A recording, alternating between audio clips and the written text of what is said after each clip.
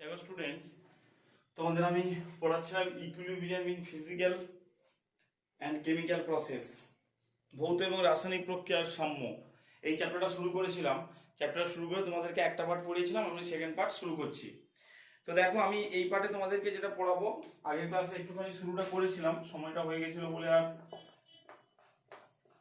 পড়াতে পারিনি। ভরক্রিয়ার সূত্র, এখান থেকে শুরুটা করছি। ভরক্রিয়ার সূত্র কেমন? ভরক্রিয়ার সূত্রটা কি বলেছিলাম না, নির্দিষ্ট উষ্ণতায় কোনো মুহূর্তে কোনো রাসায়নিক বিক্রিয়ার হার বিকারক পদার্থগুলির প্রতিটির সক্রিয় ভরের সমানুপাতিক হয়। তার মানে কিরকম ব্যাপারটা ছিল, ধরো a প্লাস বি অ্যারো দিয়ে সি প্লাস ডি, ধরো এটা উৎপন্ন হয়েছে। তখন বলছে এই রাসায়নিক বিক্রিয়াটা, আচ্ছা রাসায়নিক বিক্রিয়াটা কোন দিকে ঘটেছে দেখো তো, a প্লাস বি থেকে সি প্লাস ডি উৎপন্ন হয়েছে। তাহলে a প্লাস বিটা কি হয়ে গেল, বিকারক, আর সি প্লাস ডিটা কি হয়ে গেল, বিক্রিয়া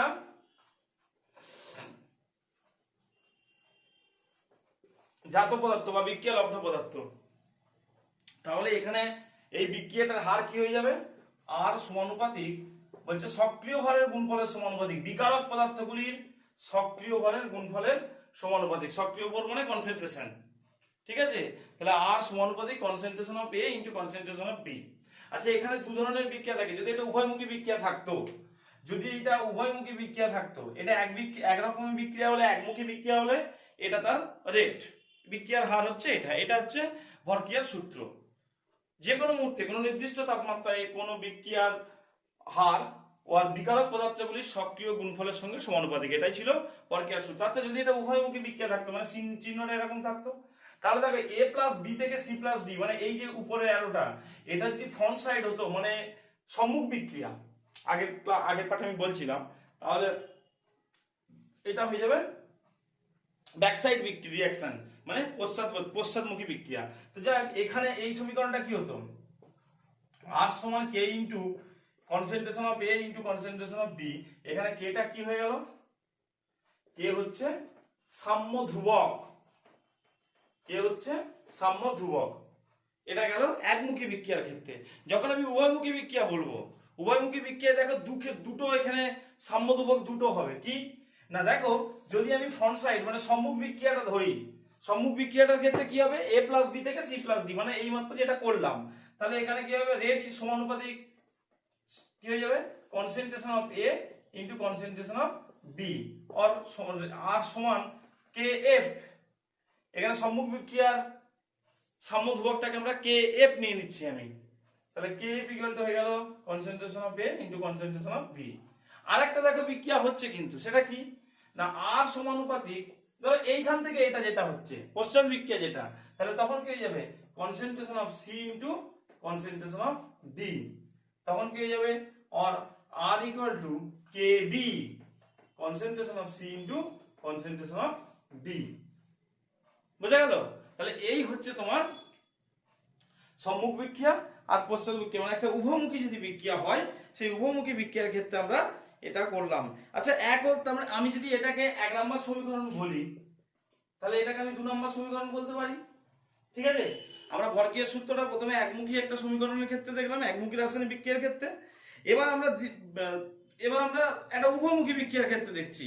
সবসময় এই টোটাল রিঅ্যাকশনটা ধ্রুবকটা কি হয়ে যাবে, K equal to K F by KB. এটা সবসময় মনে রাখবে যে টোটাল রিঅ্যাকশনটা, এবার আমরা টোটাল দুটো তো সাম্য ধ্রুবক হয়ে গেছে, আমরা একটা সাম্য ধ্রুবকে কনভার্ট করছি, তাহলে সেই সাম্য ধ্রুবকটাকে সাপোজ কে লিখছি, K equal to K F by KB. তাহলে কে এফ বাই কেবি যদি আমাকে করতে হয়, তাহলে দেখো তো এটা ক্যালকুলেশন মানে কি হচ্ছে ব্যাপারটা, দুটোতেই ভালো করে শোনো, দুটোতেই রেটস আর আর, তার মানে একটা ছিল K F concentration of A into concentration of B equal to K B concentration of C into concentration of D. কেন না, দুটোরই রেট আর, এটাও আর ইকুয়াল টু, এটাও আর ইকুয়াল টু, তাহলে আর বাদ চলে গেলে এইটা ইকুয়াল টু এটা। এবারে কে এফ বাই কে বিটা করছি, দেখো তো, তাহলে K F by K B সমান concentration of C into concentration of D into concentration of A into concentration of B. এটা কি আমি হোল কে, গোটা রাসায়নিক বিক্রিয়াটা ধ্রুবক, কি হয়ে গেল, concentration of C into concentration of D divide by concentration of A into concentration of B. এটা হচ্ছে হোল রাসায়নিক বিক্রিয়াটার ক্ষেত্রে সমীকরণটা, ঠিক আছে, এই ধ্রুবকটা। তাহলে এই এবার তার মানে আমার কি হয়ে গেল, এই হচ্ছে ব্যাপার। এটা একটা আমাদের কি উভয়মুখী বিক্রিয়ার ক্ষেত্রে সমীকরণটা, উভয়মুখী বিক্রিয়ার ক্ষেত্রে ভরক্রিয়ার সূত্র কাজে লাগিয়ে আমরা ধ্রুবকটা ক্যালকুলেশন করলাম। আচ্ছা এইটাই যদি এরকম থাকতো, ঠিক আছে, এরকম থাকতো যে এ পরিমাণ এ, বিবি পরিমাণ বি থেকে সিসি পরিমাণ সি প্লাস ডিডি পরিমাণ ডি, ঠিক আছে, এগুলো পরিমাণগুলো এ বি সি ডি, এগুলো পরিমাণগুলো, তখন কি হয়ে যেত, তখন ধ্রুবক ইকুয়াল টু কত হয়ে যেত, ধ্রুবকটা তার মানে কি হতো, concentration of C to the power ছোট C, concentration of D to the power, এখানে অ্যামাউন্ট গুলো, concentration of A to the power A, concentration of B to the power B.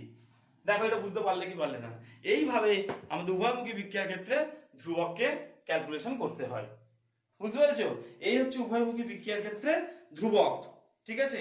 এই সাম্য ধ্রুবকের আমরা সংজ্ঞাটা কি বলতে পারি না, একটি নির্দিষ্ট উষ্ণতায় রাসায়নিক বিক্রিয়ায় অংশগ্রহণকারী পদার্থগুলির আগে আগে দেখো, রাসায়নিক বিক্রিয়ায় যে অংশগ্রহণকারী পদার্থগুলির সক্রিয় ভর এক একক হলে, সক্রিয় ভর এক একক মানে সবাইকে যদি রাসায়নিক বিক্রিয়ায় যারা অংশগ্রহণ করছে তাদের সবারই সক্রিয় ভরগুলো যদি এক একক হয়ে যায়, মানে এটাও এক এটাও এক এটাও এক একক, তখন যে ধ্রুবকটা বেরোচ্ছে সেটাই সাম্য ধ্রুবক, তাই তো।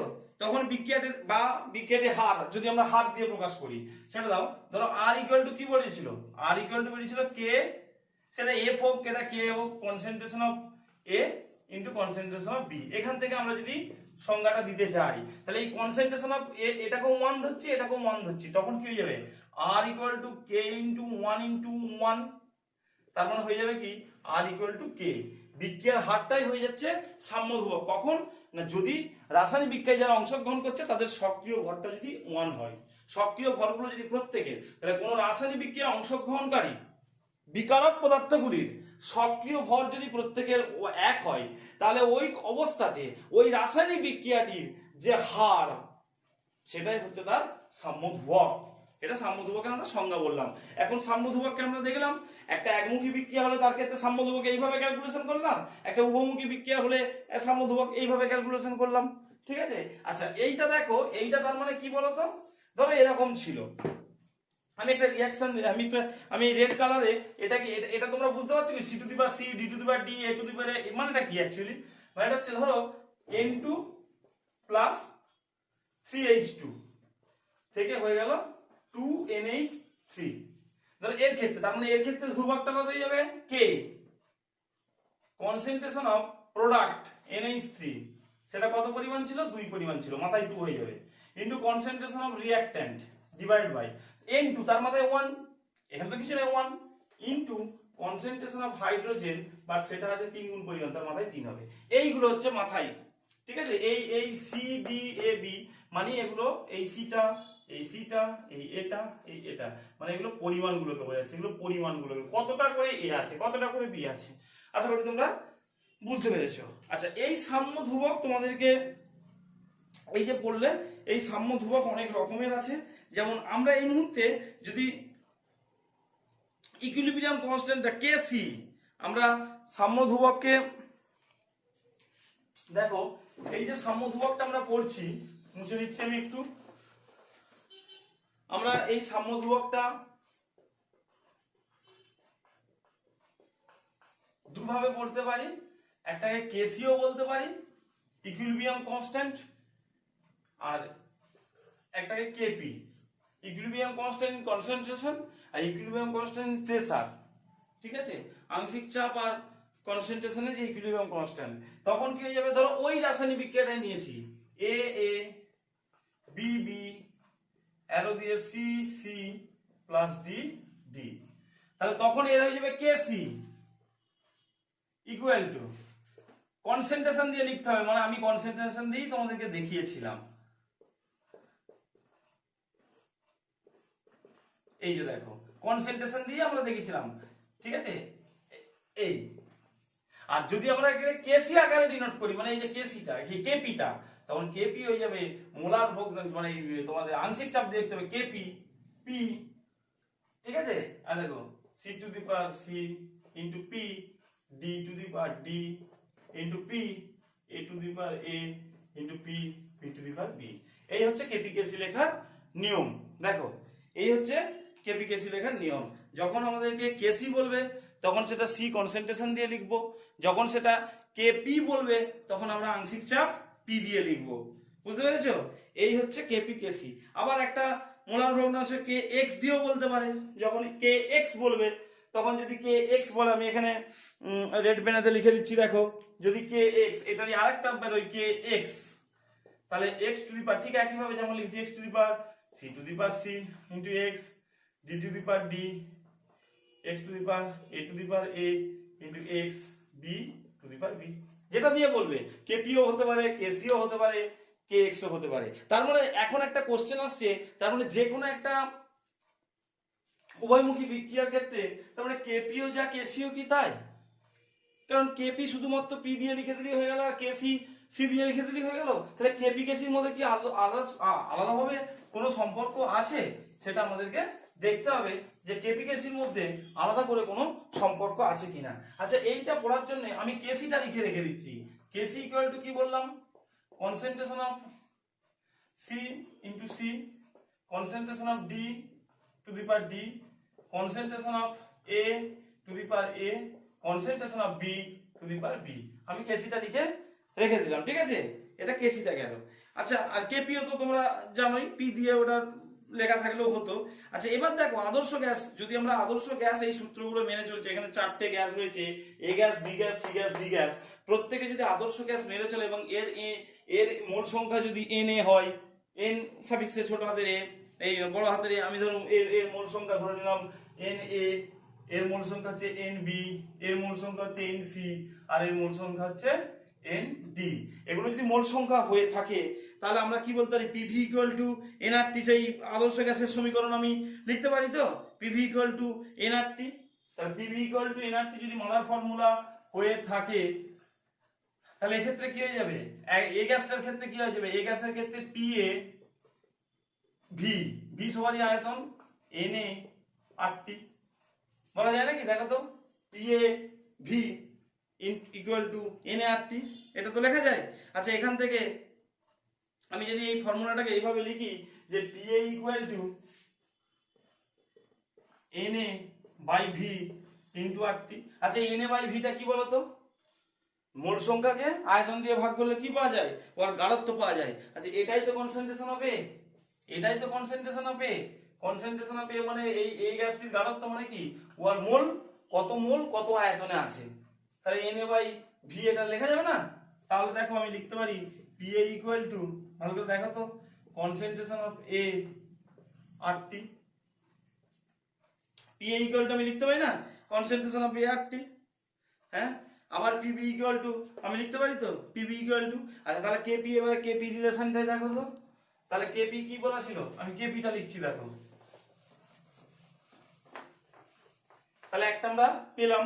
তাহলে দেখো তো এবারে কেপি ইকুয়াল টু কি ছিল? KP equal to P A to the power A, তাই তো, into P B to the power B divide by P C to the power C P D to the power D. P A equal to কি বেরোলো? P A equal to কি বেরিয়ে গেল? Concentration of A R টি, তাই তো। তাহলে P এর জায়গায় আমি তার মাথায় টু দি পাওয়ার এ আছে, তাহলে আমি লিখতে পারি concentration of A R T to the power A, শুধু পি এর জায়গায় তো বসেছি। আবার তার মানে পিবি ইকুয়াল টু আমি লিখতে পারি concentration of B R T to the power B. আবার দেখো পিসির জায়গায় আমি লিখতে পারি কনসেন্ট্রেশন অফ সি, ভুল বলে ফেললাম, এটা পিসি আর পিডি ছিল, এটা ভুল বলে ফেলেছি গো। এটা হবে PC to the power C, product by reactant ছিল, হ্যাঁ, PD to the power D, এখানে ছিল পিএ টু দি পাওয়ার এ, আর এখানে হচ্ছে PB to the power B. তার মানে এখানে কি হয়ে যেত? সি, এখানে হবে টু দি পাওয়ার সি, এখানে হবে D to the power D, এখানে হবে A R T to the power A into B, concentration of B R T to the power B. দেখো তো এভাবে লেখা যায় কিনা। আচ্ছা দেখো, আমি এখান থেকে কনসেন্ট্রেশন অফ, এখান থেকে আমি লিখতে পারি concentration of C to the power C into concentration of D to the power D into দেখো আর টু দি পাওয়ার এখানে C into R T to the power D. আবার এখানে হয়ে যাবে concentration of A to the power A into concentration of B to the power B into R T to the power A into R T to the power B. আচ্ছা এইখান থেকে আমি লিখতে পারি, এই দেখো এইটাই তো কেসি, এইটাই তো কেসি, তার মানে কেপি ইকুয়াল টু আমি লিখতে পারি কেসি into R T to the power এখানে কি ছিল সি প্লাস ডি, আর এর নিচেটা হয়ে যাবে কি minus of A plus B, এটা কি ডেল এন বলা হয়। তার মানে KC R T to the power del N, KP equal to KC R T to the power del N, যেখানে ডেল এন ইকুয়াল টু কি ডেল এন ইকুয়াল টু এই যে R T to the power del N equal to concent এই C plus D concentration of এইগুলো minus A plus B ওদের মূল সংখ্যাটা। ঠিক আছে, দেখো KP equal to KC R T to the power del N, এইটাই হচ্ছে কেপি কেসির মধ্যে সম্পর্ক। কেমন, তোমরা এই পর্যন্তই দেখবে এটা।